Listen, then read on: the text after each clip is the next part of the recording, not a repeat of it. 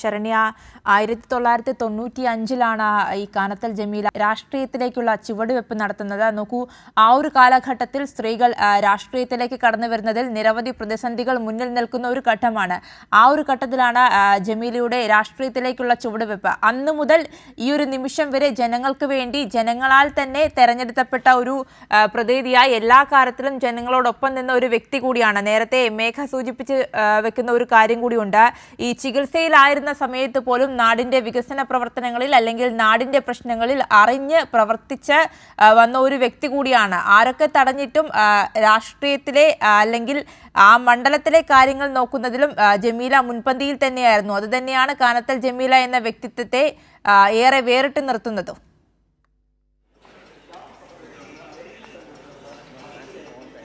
തീർച്ചയായും ആര്യ, കാരണം എന്താണെന്ന് പറഞ്ഞു കഴിഞ്ഞാൽ 1995 കാലഘട്ടത്തിൽ ഒരു സ്ത്രീ രാഷ്ട്രീയ രംഗത്ത് വരുന്നത് വളരെ വിരളമായ കാര്യമാണ്. ഒരുപാട് പ്രതിസന്ധികളുണ്ട്. പ്രത്യേകിച്ച് ഒരു മുസ്ലിം വനിത രാഷ്ട്രീയ രംഗത്തേക്ക് കയറി വരുമ്പോൾ അതിനെല്ലാം മറികടന്നുകൊണ്ടാണ് 1995 തദ്ദേശ തെരഞ്ഞെടുപ്പിലേക്ക് മത്സരിക്കുകയും അന്ന് പഞ്ചായത്ത് പ്രസിഡന്റായി തിരഞ്ഞെടുക്കുകയും ചെയ്തത്.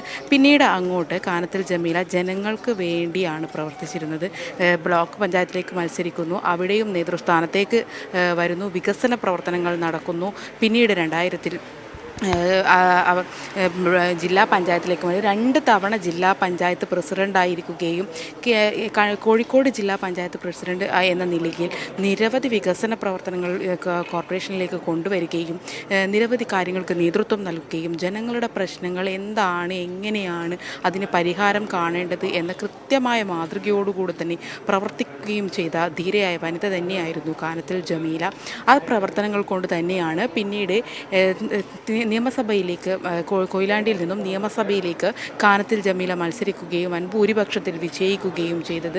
ജനങ്ങളുടെ ഇടയിൽ അന്ന് ആ 95 മുതൽ കാനത്തൽ ജമീലയ്ക്ക് ലഭിച്ച ഒരു സ്വീകാര്യതയുണ്ട്. ആ സ്വീകാര്യത തന്നെയാണ് MLA സ്ഥാനത്ത് ലഭിച്ചപ്പോഴും കാനത്തൽ ജമീലയ്ക്ക് കിട്ടിയത്. ആ കാനത്തൽ ജമീല ജനങ്ങളുടെ എല്ലാ പ്രതീക്ഷകളും മനസ്സിലാക്കിക്കൊണ്ട് തന്നെ അവരോടൊപ്പം നിന്ന് രാവില്ല പകലില്ല എന്ന് പറയുന്നത് പോലെ അവരോടൊപ്പം നിന്ന് അവർക്ക് വേണ്ട എല്ലാ കാര്യങ്ങളും കൃത്യമായി രേഖപ്പെടുത്തുകയും അവരുടെ വികസന പ്രവർത്തനങ്ങളിൽ അവരുടെ എല്ലാ കാര്യങ്ങളിലും കൃത്യമായി എത്തുകയും അത് ഏത് സമയത്തായാൽ പോലും സമയം നോക്കാതെ പ്രവർത്തിക്കുകയും ചെയ്തിട്ടുണ്ട്. കൊയിലാണ്ടി മണ്ഡലത്തിനെ സംബന്ധിച്ചിടത്തോളം നിരവധി പ്രശ്നങ്ങൾ നിലനിൽക്കുന്നുണ്ടായിരുന്നു. ആ സമയത്തെല്ലാം തന്നെ കൃത്യമായി ജനങ്ങൾക്ക് വേണ്ടി പ്രവർത്തിക്കുന്നു. അതുപോലെ തന്നെ മുൻ MLA എവിടെയാണോ വികസന പ്രവർത്തനങ്ങൾ നിർത്തിവെച്ചത് അവിടെ നിന്നു തന്നെ തുടങ്ങി മറ്റ് വികസന പ്രവർത്തനങ്ങളിലേക്ക് കൊയിലാണ്ടി ഒരു മാതൃക രീതിയിലേക്ക് കൊണ്ടുവരികയും ചെയ്ത ഏറ്റവും ജനകീയമായ ഒരു വ്യക്തി തന്നെയായിരുന്നു കാനത്തൽ ജമീല. ആ പ്രവർത്തനങ്ങളെല്ലാം തന്നെയാണ് ഇന്നും കാനത്തൽ ജമീലയെ ജനങ്ങളുടെ ഇടയിൽ കൂടുതൽ സ്വീകാര്യത ഉള്ള ഒരാളാക്കി, ഒരു രാഷ്ട്രീയ പ്രവർത്തകയാക്കി മാറ്റിയത്.